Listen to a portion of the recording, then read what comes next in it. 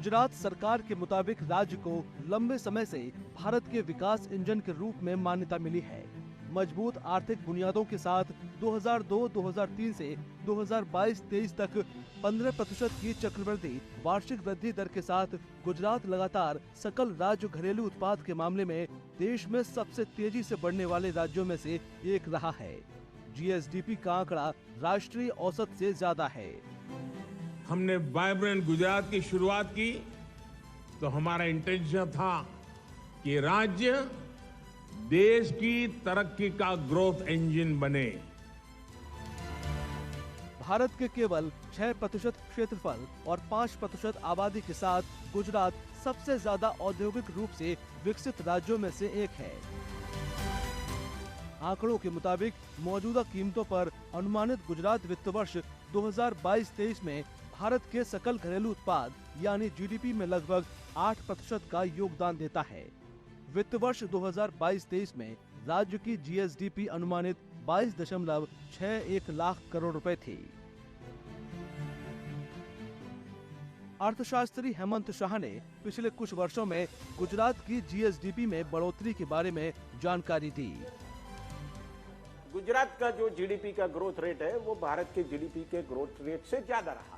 उसके बाद भी वही हाल रहा, जबकि और राज्यों का जीडीपी का ग्रोथ रेट बढ़ता तो गया, लेकिन मोटे तौर पे गुजरात का जीडीपी का ग्रोथ रेट अन्य राज्यों से ज्यादा रहा है। तो ये जो एक घटना है वो मुझे लगता है कि गुजरात को एक अलग तरीके से देखने का रवैया और उद्योजकों के लिए बताता है। वित्त वर्ष 2021-22 तक राज्य के जीएसडीपी में मैन्युफैक्चरिंग सेक्टर की हिस्सेदारी करीब 36.7% थी। गुजरात भारत का मैन्युफैक्चरिंग हब है और वर्ष 2016-17 से लगातार चौथी बार भारत के औद्योगिक उत्पादन में पहले नंबर पर रहा है। वित्त वर्ष 2019-20 तक गुजरात भारत के कुल 28,479 कारखानों में से 11.6% हिस्सेदारी गुजरात की है। सबसे ज्यादा कारखानों के मामले में देश में ये दूसरे नंबर पर है। जीसीसीआई के कार्यकारी सदस्य सचिन के पटेल ने बताया कि कैसे गुजरात की व्यापार अनुकूल नीतियों ने इसके एमएसएमई आधार को बढ़ावा दिया है। MSME is the backbone of a country, I would say like this. MSME जो सबसे ज़्यादा रोज़गार देता है इंडियन पब्लिक को या गुजरात को, उसी में मैं बताऊं कि MSME में जो सरकार जो फ़ायदा दे रही है दैट इज़ अमेजिंग। इसीलिए गुजरात की या भारत में MSME और बढ़ रहे हैं। इस वृद्धि का असर रोजगार और श्रमिकों के जीवन स्तर पर पड़ा है।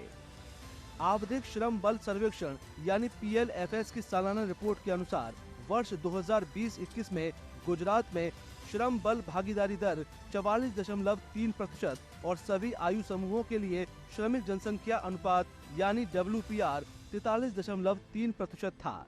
बेरोजगारी दर 2.2% थी।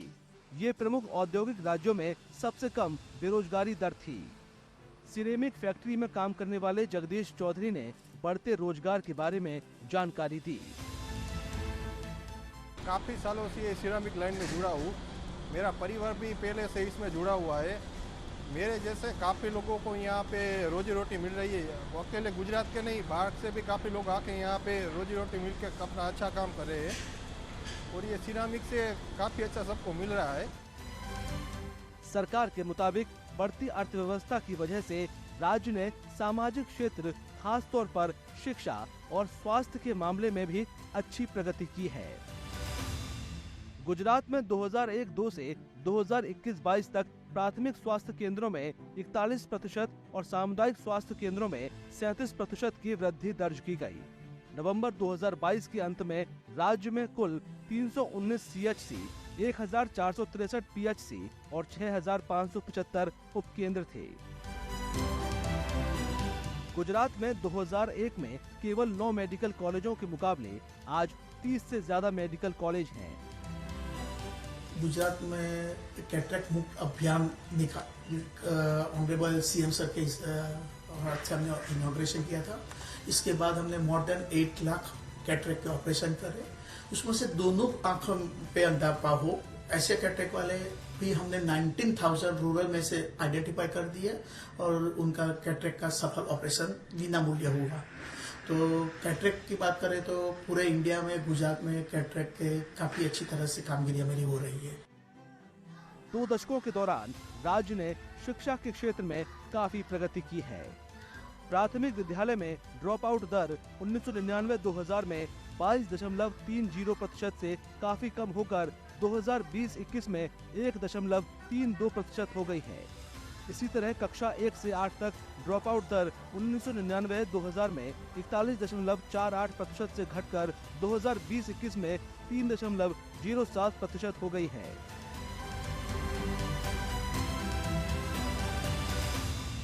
भारत का पहला विद्या समीक्षा केंद्र 2019 में बनाया गया था।